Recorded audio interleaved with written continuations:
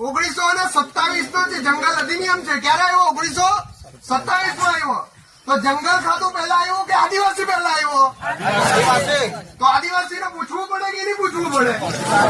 તો આપણા વિસ્તારમાં આવી રીતે ચોરની જેમ જે કાર્યવાહી કરવામાં આવે પ્રશાસન દ્વારા એ યોગ્ય છે કે નથી? છે આદિવાસી સમાજનો જે વિદ્રોહ છે, જે લડાઈ હતી, એ વર્ષોથી જળ, જંગલ અને જમીનના માલિકી અધિકારની હતી.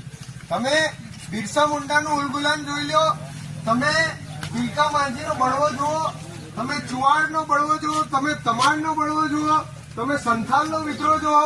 જેટલી પણ લડાઈ થઈ છે એ જળ, જંગલ, જમીનના માલિકી અધિકારની થયેલી છે.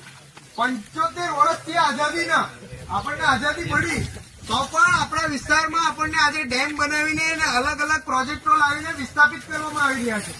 બંધારણમાં જયપાલસિંહ મુંડાએ 5મી અને 6ઠ્ઠી અનુસૂચિના આપણને અધિકારો આપ્યા, પણ એ અધિકારોને આ પ્રશાસન માનતું નથી. જો માનતું હશે તો આ ગ્રામસભાને પહેલા પૂછવા આવતે અને પૂછીને પછી આગળ કોઈ કાર્યવાહી કરતે. એટલે એનો વિરોધ કરવો પડે. વિરોધ કરવાનો છે, પણ બંધારણીય રસ્તાથી કરવાનો છે, ગાંધી ચિંધ્યા માર્ગે કરવાનો છે. અને જે બી ગ્રામસભા છે એમાં ઠરાવ કરીને કરવાનો છે. અને આ લોકો પેપર છાપે છે. આપણે એ તમામને કહું, જેટલા બી ચૂંટાયેલા જનપ્રતિનિધિઓ છે એ બધાને કહો, એ ધારાસભ્યો હોય, તાલુકા પંચાયત, બધાને બોલાવવા પડશે. એ લોકોની પરીક્ષા કરો. જો નહીં આવે તો એ લોકો તમારા નથી. તમે એ લોકોને ચૂંટીને માંડવી મોકલ્યા છે, તમે સુરત મોકલ્યા, તમે ગાંધીનગર મોકલ્યા, તમે દિલ્હી મોકલ્યા. જો તમારા 75 ગામના આદિવાસીઓ વિસ્થાપિત છે.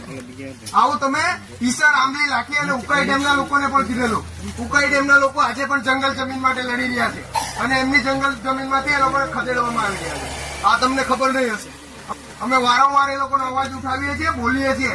આજે એમને જે લોકોએ દેશ માટે ફાળો આપ્યો, જે ડેમનું પાણી આજે આખું ગુજરાત લે છે, નર્મદા ડેમ, જે ડેમનું પાણી આખું, ઉકાઈ ડેમનું પાણી આખું ગુજરાત લે છે, અને એ જ લોકોને પાણી નથી મળતું.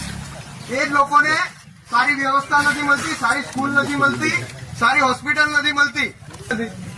તો પ્રશાસનની કોઈ દાનત નથી સ્પષ્ટીકરણ કરવાની. એટલે મારું બહુ સ્પષ્ટ માનવું છે કે આ ગામના જ વિસ્તારના જેટલા પણ ગામો અને લોકો છે એ બધાએ રસ્તા પર આવવું પડશે. આ આપણને આજે પોલીસ તંત્રનો અહીંયા બેસીને ડર બતાવે છે, તો એ આપણા ટેક્સના પૈસે એ લોકોને પગાર મળે છે. આપણા પૈસે એ લોકોને પગાર મળે છે. આ વ્યવસ્થામાં આપણા ટેક્સના પૈસે એ લોકોને પગાર ચૂકવાય છે.